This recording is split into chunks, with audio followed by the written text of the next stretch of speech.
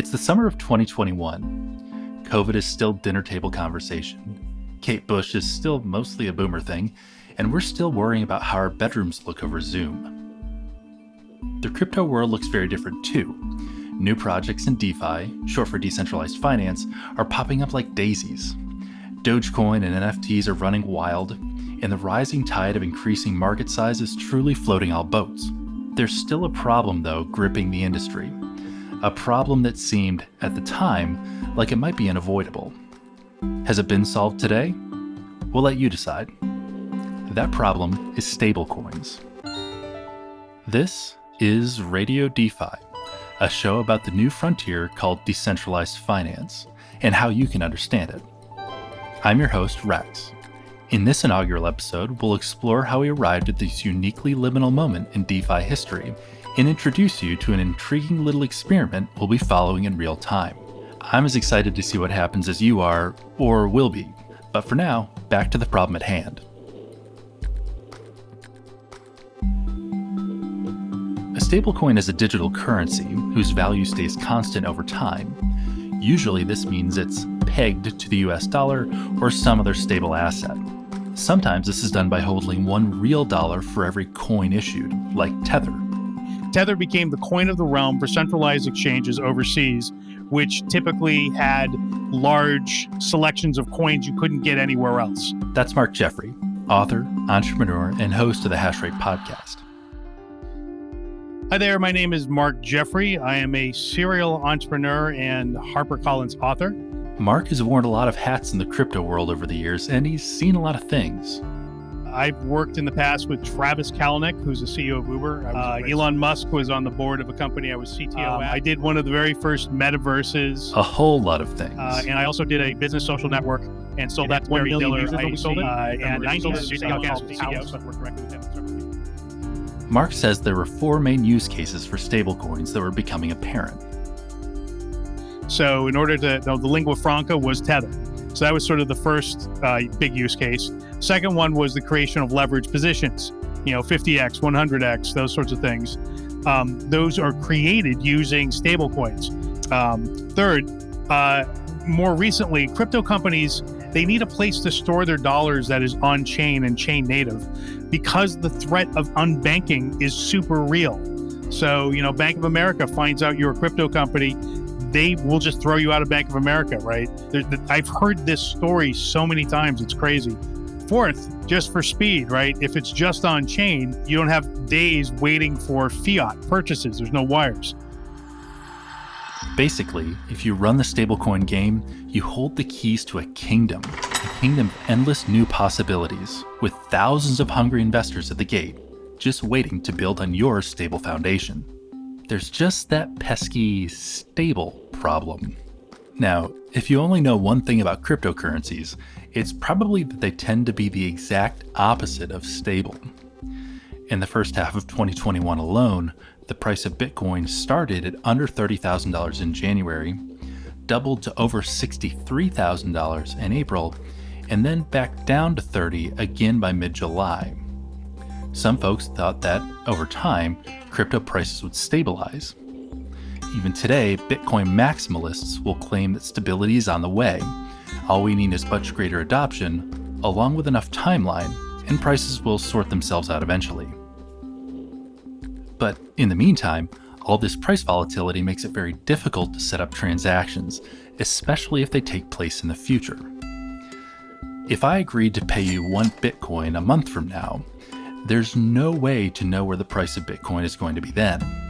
I might owe you $30,000 or $10,000 or even $60,000. Who knows? And while that's obviously not ideal for paying the kid who mows your lawn, it's virtually impossible for financial institutions to build anything solid on such unsteady prices. But if you know just two things about crypto, the second is probably how crazy fast everything moves. Big problems tend to attract big brains to think about them. And with increasing interest and investment, 2021 was a unique moment of innovation. Well, first of all, everyone was sitting at home. So there was an awful lot of unusual attention focused on crypto and other things that, probably wouldn't have been. What was Mark's big brain thinking about? For me, the first thing that I really noticed, there was really two things. One was Uniswap. Uniswap is one of the largest crypto trading platforms today. And so the invention of the AMM, which allowed anyone to supply liquidity, and probably more important, allowed any coin to list itself, was invented. And list them they did. Over 50,000 coins as of today. And people had tried decentralized exchanges before. None of them worked because there was no liquidity. And the other designs just were bad. Uniswap cracked the design. So once end users could supply liquidity and list their tokens, it took off like a bat out of hell. That opened the door for a lot of other things. So Uniswap made a great arena for new ideas to compete with each other. The Coliseum doors had been opened, and the combatants were taking the field. So I saw what looked like the beginnings of the internet again to me, in terms of every bit is promising, every bit is innovative, every bit is awesome. And, amidst a bunch of garbage, which also happened during the dot-com boom and bust, right? So it was literally the same thing all over again. Investors like Mark packed the stands, watching closely. So I started searching for who was doing what. As the battle raged, the strongest competitors started to emerge. And I came across Bean, and I was immediately pretty impressed. Including a certain new protocol of humble beginnings and big ideas. Like its namesake, it seemed to appear overnight, growing from a tiny seed to reach up towards the heavens. The season was perfect, the land was fertile, and the world was ready. Enter Beanstalk. But maybe we're getting ahead of ourselves. After all, any one stablecoin is worth the same as another, right? So what's the whole point? Why do we need to even fight it out in the first place? And what were those investors in the stands even looking for? Let's start with a little history. Beanstalk was far from the first attempt to solve the stablecoin problem. First out of the gate was BitUSD back in 2014, built on the BitShare platform before Ethereum even existed. BitUSD is what's called a collateralized stablecoin. There are also algorithmic stablecoins, which we'll get to in a minute. A collateralized stablecoin is backed by other assets, helping to maintain its pegged price. This may sound pretty reasonable, but there are three major problems with this model. First, it's still no guarantee of a stable price, especially if the backing assets are volatile on their own. Plenty of fully collateralized stablecoin projects have lost their peg for a wide variety of reasons. Second, it can be hard to verify that those backing assets are even there at all. For example, Tether, one of the leading stablecoins today, has repeatedly come under fire for allegedly misstating its reserves, and has even been fined by the US government. Third, and this is the biggest one, collateralized stablecoins have a huge scalability problem.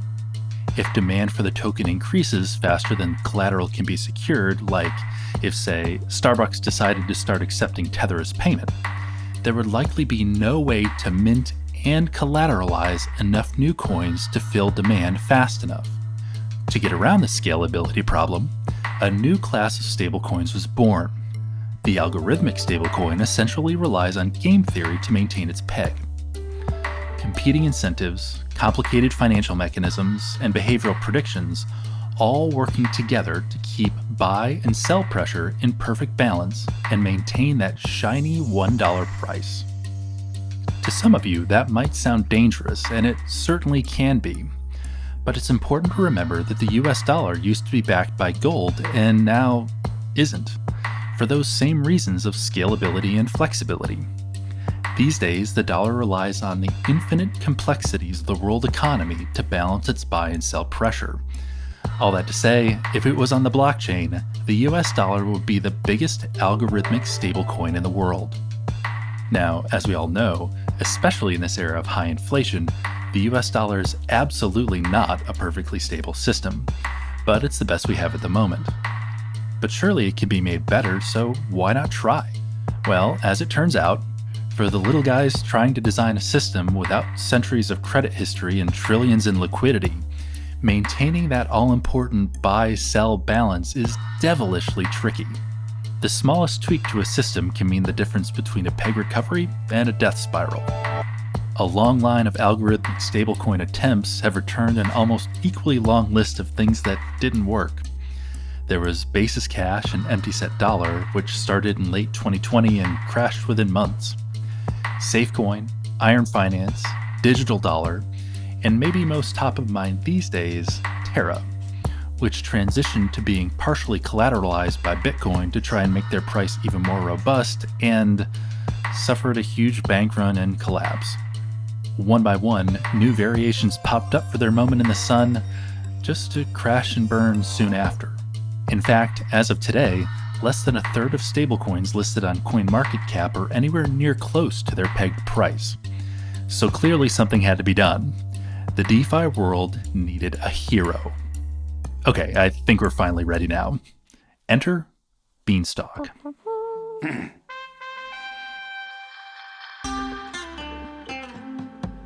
Beanstalk was an outlier from the beginning, with its farm-themed terminology, its white paper, which read like an especially ambitious econ dissertation, and its voice.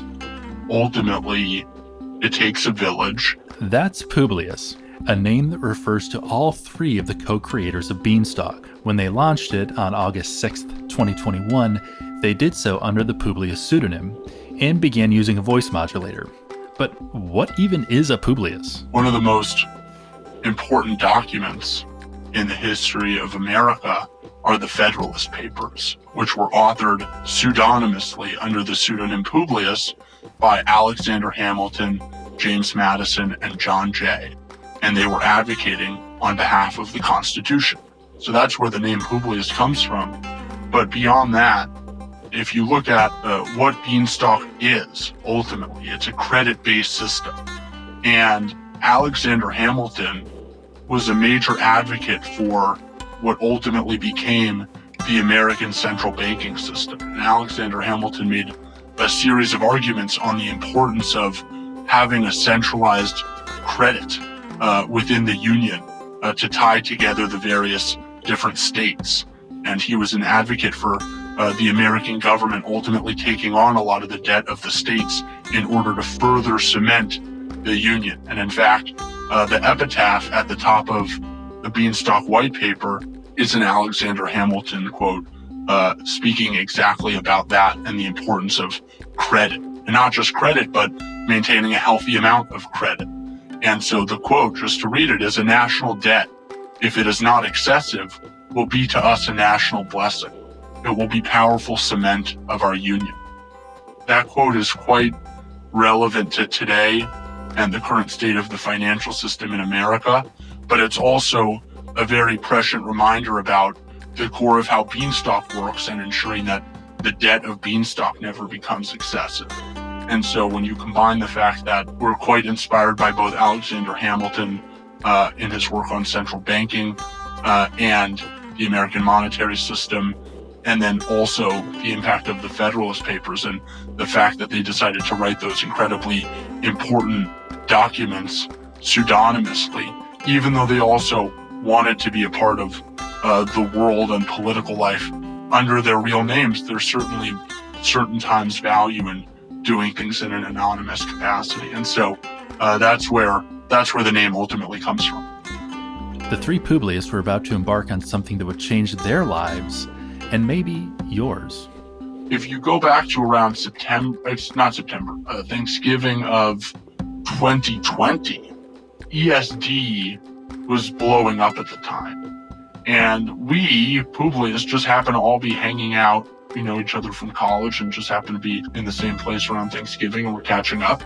And basically, we're talking about ESD and its recent success and how that was really aligned with our prior convictions that there was this structural problem with the stablecoin market.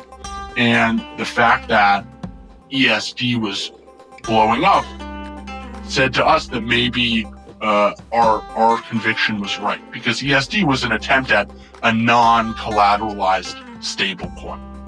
And so in short, we decided to read the ESD white paper together that evening, and it was very cool and inspirational, and there was a lot of great content there. But at the same time, there were some really obvious inefficiencies and problems in their model. And despite the obvious, or what were obvious to us, issues with the model, the market was really eating up ESD, and there was a ton of speculative demand for ESD. And so in short, we decided that evening that we could make a fork of ESD in what we thought would be a couple of months, 2-3 months at most, and make some improvements, fix the issues that we saw with it, and roll out a competitor, a fork. Very quickly, within a couple weeks actually, we kind of realized that as we were thinking more and more about the model, it was going to require a ground-up rethinking of a lot of different aspects of the model. And that would require an entirely new code base and a new white paper to explain it. And accordingly, it went from a 2-3 month side project to what became like an all-intensive 9-month sort of sprint until we ended up publishing or deploying on the Ethereum mainnet the first week of August of 2021. So that's the long and the short of it. And we would just say that to go back to where we started this on why we decided to be anonymous and use a pseudonym, despite the fact that we put our real heart and soul into the project, and you would think you'd want to put your name on that and show it proudly that that's what we worked on that. And certainly there's that aspect to it. But because we put our heart and soul into it, we want to give Beanstalk the absolute best chance humanly possible to succeed at its goal to become a global, decentralized, autonomous issuer of money. And we felt that the benefits of putting our name on it, both to ourselves individually and potentially the ability to more quickly attract people to Beanstalk in the short term, was going to jeopardize or at the margin affect in a negative way Beanstalk's chances at succeeding at that goal in the long run. So that's how we got here. After almost a year of development, Beanstalk finally launched on August 6th, 2021, with just 100 beans, each equivalent to $1. And amazingly, it kept going, and kept going, and going. All around, market prices were still going haywire, but every time the little bean that could dropped under $1, it sprang right back up again, till it got a bit too high and dropped back down, oscillating minutely and reliably around that $1 mark and getting tighter and tighter over time. In fact, it crossed peg over 4,000 times in its first 8 months. As tweaks to its design improved efficiency and functionality, and the number of beans grew from 100 to over 108 million, it seemed almost inevitable that any day now, Beanstalk was going to be a name on everybody's lips. But you know what they say about being careful what you wish for.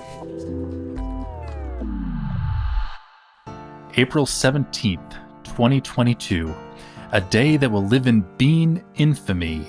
In beanfamy. It was a bright, cool Sunday morning. At least it was where I live.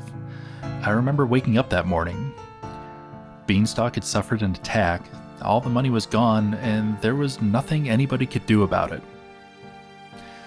Now, we'll be covering this hack in much more detail in later episodes, but for right now, there are only a few things you need to know. First, this attack was done through the governance model of the protocol, meaning the method Beanstalk used to commit changes to the protocol's code. Very, very basically, the hacker was able to propose a change with a bit of code written to drain all the value from Beanstalk's liquidity pools, hidden in a blank proposal like a Trojan horse. They then borrowed a massive amount of money through something called a flash loan, bought enough stake in Beanstalk to get 67% of voting power, and rolled the horse right through the gates. The Beanstalk developers immediately paused the protocol and patched the governance hole, but the damage was done. Beans were now trading against nothing, just a bunch of zeros. So Bean's price was 0, just another dead stablecoin in the graveyard. But wait, do you see that? Pushing up through the dirt? Oh no, it's It's Zombie Bean! Wait, are beans perennial? Maybe that's a better metaphor. Either way, the point is that Beanstalk had something going for it that these other tombstones didn't have. Beanstalk actually worked.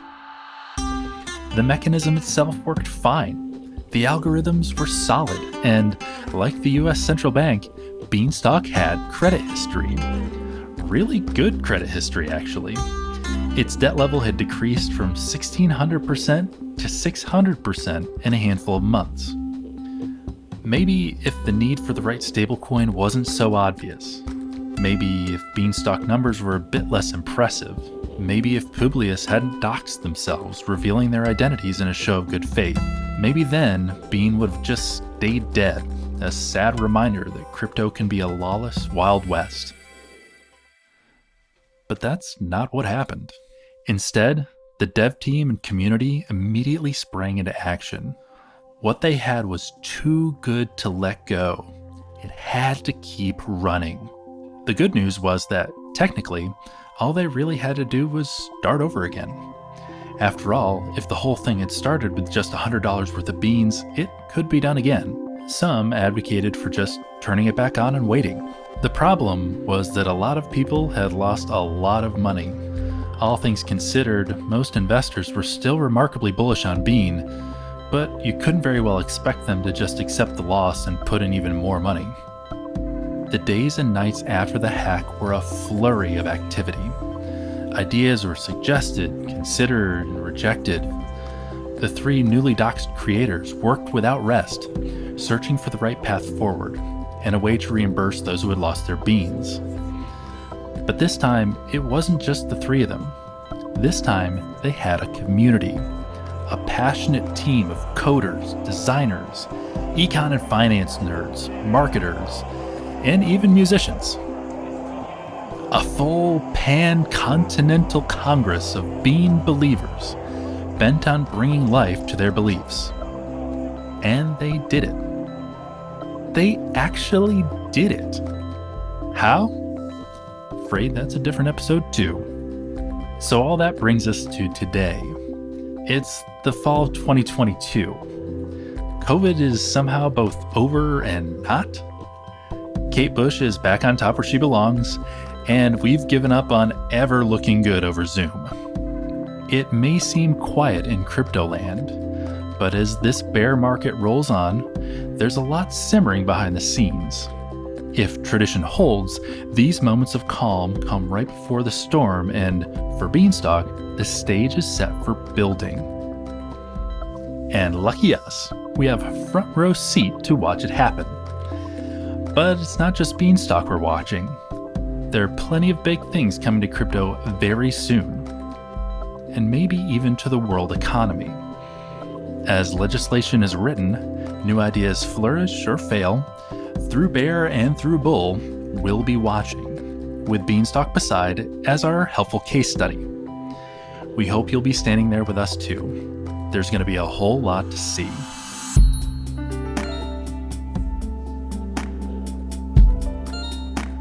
The goal of RadioDefi is to inform the public about decentralized finance in a way that's entertaining and accessible.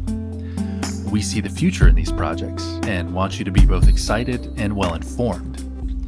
If you hear us talk about a topic or an organization that strikes your interest, that's great. Just make sure you take your time and do additional research before investing. Also, some of these projects are high risk, so never invest what you can't afford to lose. RadioDefi is an Audio Farms production, funded with grant money provided by Beanstalk Farms.